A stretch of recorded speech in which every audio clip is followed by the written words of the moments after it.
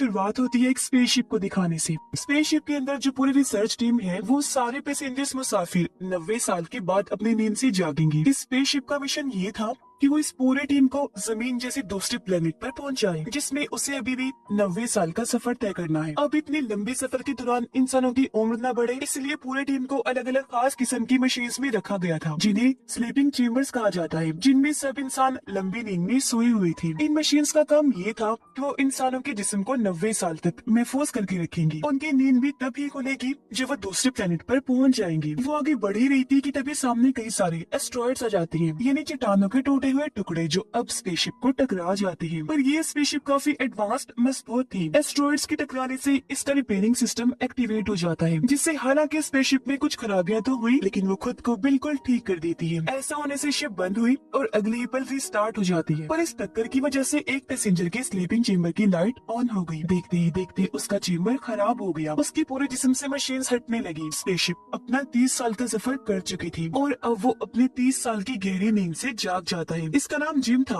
वो उठकर आगे बढ़ा। अब पहले पहले तो उसे काफी चक्कर आ रहे थे, लेकिन कुछ ही देर में वो बिल्कुल नॉर्मल हो जाता है। अब जिम उस हॉल में जाता है जहाँ सफर खत्म करने के बाद सारे पैसेंजर्स ने जमा होना था, क्योंकि यहाँ इनकी तब मीटिंग होने वाली थी। मगर जाहिर उसने देखा कि इस हॉल में कोई भी नहीं है। वो पूरे स्पेसशिप में बाकी सभी पैसेंजर्स को ढूंढने लगा, लेकिन उसे अपने अलावा वहाँ कोई भी नहीं मिला। वो कंट्रोल रूम में मदद मांगने के लिए जाने लगा, पर उसका दरवाजा लॉक था, क्योंकि इसे कंट्रोल रूम के मेंबर की आईडी से ही खोला जा सकता था, या फिर टीम के हेड की। इसलिए अब जिम सिस्टम से ही अपनी लोकेशन की डिटेल्स निकलवाता है, ताकि वो पता कर सके कि इस वक्त स्पेसशिप कहाँ है। जहाँ उसे पता चल गया कि वो अपनी मंजिल यानी उस प्लेनेट से 90 साल दूर है, यानी कि वो 90 साल पहले ही जाकर अपने स्लीपिंग चेम्बर से एक्टिवेट हो गया है। वो काफी मायूस हो गया, वहाँ से जाने लगता है। मगर तभी उसकी नजर सामने गई। उसे लगा कि वहाँ कोई इंसान है, तो जिम उस तरफ ही जाने लगा, जहाँ उसे पता चला कि वो इंसान नहीं बल्कि इंसानी शक्ल वाला रोबोट है। अब जिम को वहाँ एक औजार मिला, जिसकी मदद से वो अपने स्लीपिंग चेम्बर को ठीक करने की कोशिश करता है, मगर इस चीज में वो नाकाम ही रहता है। इसके बाद जिम कंट्रोल रूम में भी जाने की कोशिश करता है, औजारों से उसके दरवाजे को काटने की कोशिश करता है, मगर वो इतना मजबूत दरवाजा था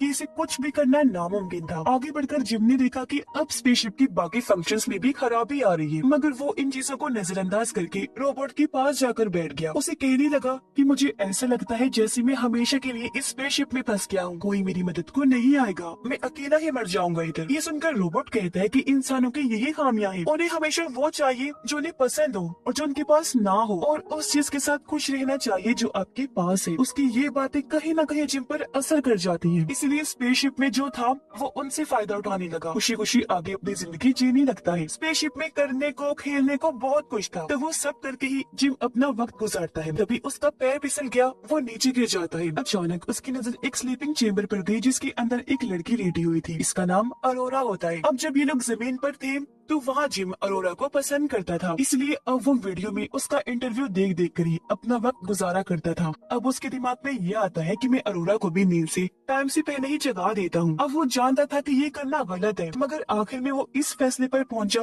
कि मैं अरोरा को नींद से जगाऊंगा। अब क्योंकि उसके बाल और शेव काफी बढ़ गई थी, तो वो अपने बाल कटिंग करने लगता है, जिसके बाद अपना औजारों वाला बॉक्स लेकर अरोरा के चेम्बर के पास आ जाता है। वो एक औजार से उसके चेम्बर के सिस्टम को करंट दे देता है। ऐसा करने से चेम्बर खराब हुआ, खुल जाता है, मगर इससे पहले उसकी आंखें खुलती, वो अपने पास जिम को देखती, वो अपना औजारों वाला बॉक्स लेकर भाग जाता है। सभी औजार किसी जगह पर छुपा देता है, ताकि अरोरा को ये बात पता ना चल सके कि उसके साथ ऐसा मैंने किया है। जिसके बाद अरोरा अपनी नींद से जाकर आगे बढ़ी, और अब जब दोनों का आमना सामना हुआ तो अरोरा उससे पूछती है कि टीम के बाकी लोग कहाँ पर हैं? कोई नजर नहीं आ रहा। इस पर जिम उसे बता देता है कि तुम्हारा और मेरा स्लीपिंग चेम्बर खराब हुआ है। साथ ही वो घबरा भी रही थी, इसलिए वहाँ जाकर देखती है जहाँ सबकी चेम्बर्स रखी हुई थी। वो देख लेती है कि जिम सही कह रहा था। ये देखकर अरोरा कंट्रोल से बाहर हो जाती है। तब जिम उसे संभालता है, कहने लगा कि अभी तुम आराम कर लो, इस बारे में हम कल कुछ कर लेंगे। अगले दिन दिखाया गया कि अरोरा मशीन से अपना खाना लेती है, जहाँ मशीन ने उसे ढेर सारा अलग अलग तरह का खाना दिया था, क्योंकि वो गोल्ड क्लास की पैसेंजर थी, हमेशा अलग अलग चीजें खाया करती थी। अब जब उसे पता चला कि जिम इतने सालों से एक तरह का ही खाना खा रहा है, तो वो अपनी आईडी से जिम को भी गोल्ड क्लास का खाना निकाल कर देती है। अब अरोरा भी कंट्रोल रूम का दरवाजा तोड़ने की कोशिश करती है, मगर वो भी ऐसा नहीं कर पाती, जो देखकर अब अरोरा को भी यही लगने लगता है कि हम यहाँ पर फंस गए हैं। तो अब वो अपनी किताब देखकर उसे पूरा करने का फैसला करती है, जिसके बाद अरोरा उससे पूछती है कि यहाँ पर करने का कुछ है। इस पर जिम कहता है कि हाँ, डांस कर सकते हैं, खेल सकते हैं और भी कई सारी चीजें हैं। ये लोग डांस को चुनते हैं जहाँ एआई सिस्टम इन्हें डांस करना सिखाती है, जिससे ये लोग एंजॉय करने लगते हैं। खूब इन्होंने डांस किया, दोनों ही काफी खुश थे। ये लोग स्पेस की सैर भी करते हैं, इन्हें बहुत मजा आया करता था। और अब धीरे धीरे इनकी दोस्ती हो जाती है। दिखाया गया कि स्पेसशिप अब एक काफी बड़े तारे के पास से गुजरती है, जो बहुत चमकदार था, इसलिए काफी खूबसूरत लग रहा था। उसके अंदर से चिंगारियों जैसी आग निकलती है। अब अगले दिन अरोरा, जिम और रोबोट तीनों मिलकर अरोरा की बर्थडे मनाते हैं। यहाँ जिम उसे अंगूठी गिफ्ट करना चाहता था ताकि वो बता सके कि मैं तुम्हें पसंद करता हूँ, मगर बातों ही बातों में रोबोट के मुंह से ये निकल जाता है कि अरोरा, तुम्हें स्लीपिंग चेम्बर से जिम ने निकाला है, ना कि तुम्हारे चेम्बर में खराबी हुई थी। ये जानकर अरोरा काफी दुखी हो गई।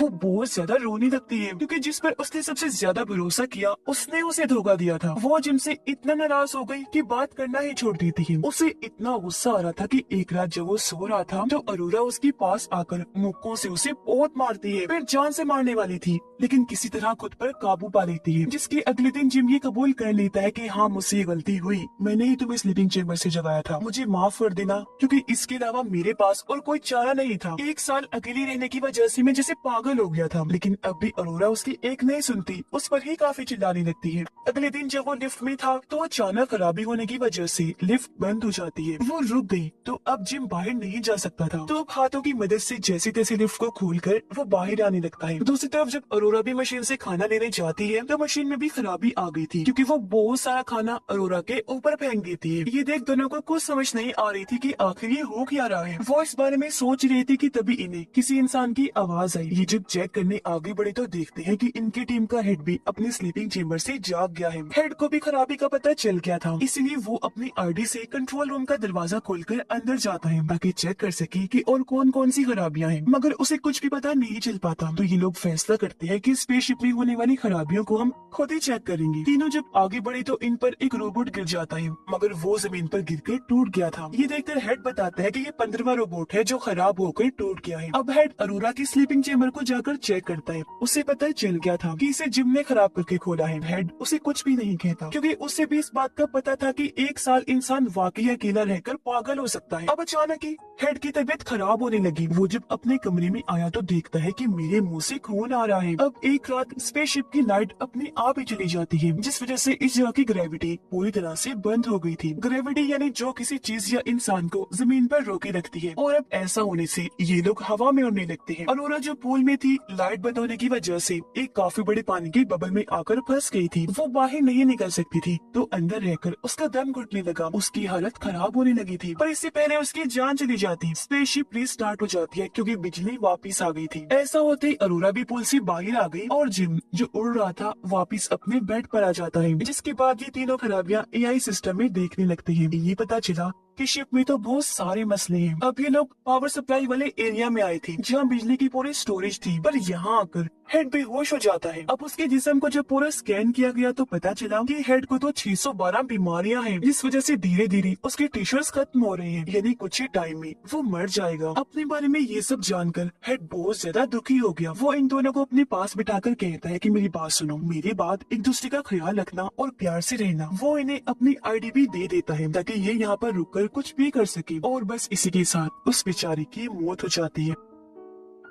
उसकी लाश को वहीं छोड़कर अरोरा और जिम शिप की खराबियों को ठीक करने के लिए आगे बढ़े, मगर तभी अचानक एक ऐसी खराबी आई कि ये दोनों और आसपास की हर चीज हवा में उड़ जाती है। रोबोट में भी ऐसी गड़बड़ी आ गई कि वो खुद को ही नुकसान पहुंचा रहा था, जो देखकर अरोरा जल्दी से उसके पास गई, उसके सिस्टम को ही बंद कर देती है। जिसके बाद वो दोनों एक बार फिर आगे बढ़ के स्पेसशिप के सारे हिस्सों को बदलने लगते हैं। ऐसा करने के बाद वो पावर सप्लाई रूम के बाहर आए। इन्होंने जैसे दरवाजा खोला तो अंदर एक काफी बड़ा सुराख था, जिसकी तरफ अभी दोनों खींचने लगते हैं, मगर ये खुद को कंट्रोल करके उस सुराख को बंद कर देती है। खुद को संभालने के बाद इन्होंने देखा कि शिप में उस जैसे और भी कई सारे सुराख हैं, और अब जब ये मेन पावर सप्लाई के सिस्टम के पास आई तो पता चला कि बिजली का पूरा सिस्टम खराब हो गया है। इसलिए वो जल्दी से सभी हिस्सों को बदलने लगते हैं, मगर खराबी की वजह से स्पेसशिप में हीट गर्मी इकट्ठा होने लगती है, जिसे बाहर निकालने के लिए इन्होंने लीवर खींचा, पर गेट खुलता ही नहीं। और अब अगर जल्दी हीट को बाहर ना निकाला गया तो यहाँ धमाका हो जाएगा। ये देखकर जिम अब खुद ही सूट पहनकर बाहर आया और उस तरफ जाने लगता है जहाँ से हीट को बाहर निकालना था। शिप के अंदर का टेम्परेचर काफी बढ़ गया था,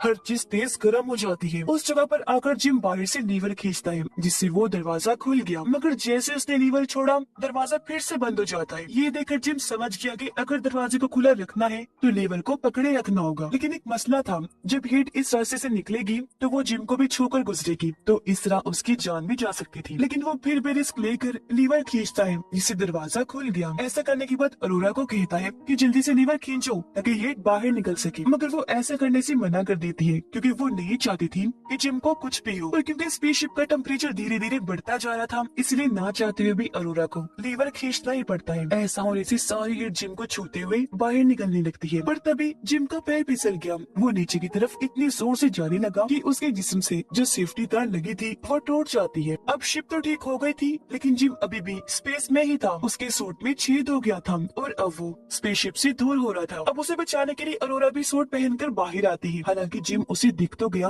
लेकिन वो इससे काफी दूर था, मगर फिर भी अरोरा उस तक पहुंचने की कोशिश करती है। दोनों ने एक दूसरे का हाथ भी पकड़ लिया था, लेकिन हाथ फिसलने की वजह से एक बार फिर अलग अलग हो गई। ये देखकर अरोरा रोने लगी क्योंकि उसे लग रहा था जैसे जिम जा चुका है। लेकिन तभी वो उस तार को देख लेती है जो जिम के साथ जुड़ी हुई थी। वो जल्दी से इस तार को पकड़ के उसे अपनी तरफ कर लेती है, जिसके बाद उसे स्पेसशिप में ले आई। अब जिम का सूट जल गया था। काफी देर तक स्पेस में रहने की वजह से उसकी हालत भी काफी खराब हो जाती है, जो देखकर अरोरा काफी डर गई। वो उसका सूट उतार कर उसे मेडिकल मशीन में डाल देती है। वो मशीन को हुक्म देती है कि अपने सारे फंक्शंस एक साथ ही जिम पर कर डालो। ऐसा होते ही मशीन एक साथ जिम का इलाज करने लगती है, मगर उसकी हालत में जरा भी बदलाव नहीं आता। मगर खुशकिस्मती से कुछ ही देर में जिम की आंखें खुल जाती हैं, जो देखकर अरोरा बहुत ज्यादा खुश हो जाती है। जिम की हालत बेहतर होते ही ये दोनों पूरे स्पेसशिप को ठीक कर देते हैं, जिसके बाद इज्जत के तौर पर हेड की लाश को कपड़े पहनाकर बैच लगाते हैं और उसे स्पेसशिप में छोड़ दिया जाता है। अब जिम को एक और स्लीपिंग चेम्बर मिलता है जो बिल्कुल ठीक था। उसमें इन दोनों में से कोई एक जाकर सो सकता था, इसलिए वो अरोरा को कहता है कि तुम वापस जाकर लेट जाओ, फिर 90 साल के बाद ही जागना, जहाँ तुम्हारी आंखें खुलने पर तुम्हारे सामने वो दूसरा प्लेनेट होगा। मगर अरोरा उसे ऐसा करने से मना कर देती है कि नहीं, मैं तुम्हें अकेला छोड़ के नहीं जाऊंगी, हम साथ मिलकर रहेंगे, जो भी अंजाम होगा मैं उसके लिए तैयार हूँ। ये कुछ और साल यहाँ गुजारते हैं, जहाँ एक दिन जिम अरोरा को वो अंगूठी दे ही देता है, जो पहनकर वो बहुत ज्यादा खुश हो जाती है। और अब इसके बाद हम सीधा पूरे 90 साल के बाद का वक्त देखते हैं, जहाँ वो स्पेसशिप आखिरकार उस प्लेनेट तक पहुँच गई थी, यानी अपनी मंजिल तक। ऐसा होते ही सभी मेंबर्स नींद से जाग जाते हैं, पर जब ये स्पेसशिप से उतरने लगी तो इन्होंने देखा कि पूरे स्पेसशिप में पेड़ पौधे उगे हुए हैं, जो अरोरा और जिम ने उगाए थे, पर क्योंकि इतने साल गुजर गई थी तो उनकी मौत हो गई थी। मगर उन्होंने काफी सारे अच्छे कामों में से ये भी किया कि स्पेसशिप को ठीक कर दिया, तभी ये लोग अपनी मंजिल तक पहुँच पाए। और इसी के साथ ये कहानी इधर ही खत्म हो जाती है।